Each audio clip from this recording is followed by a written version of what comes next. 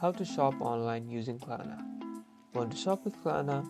This guide shows you how you can shop online using Klarna so you can use Klarna for your online purchases. First, you can shop directly from Klarna app. Open the app and go to the shop section. You'll see a list of all the merchants that accept Klarna. You can tap on a merchant and then shop on their website.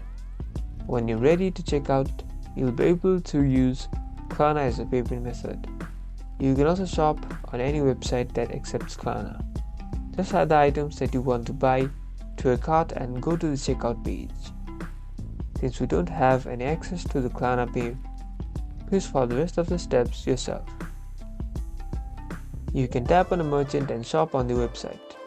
When you're ready to check out, you'll be able to use Klarna as a payment method. You can also shop on any website that accepts Klarna. Just add the items that you want to buy to a cart and go to the checkout page. Select Klarna as a payment method and you'll be redirected to Klarna's payment page, where you can select a payment plan. Once you've selected a payment plan, you'll need to confirm the payment. You now know how to shop online using Klarna. Get ready to use Klarna for your online purchases. Like and subscribe for more finance tips.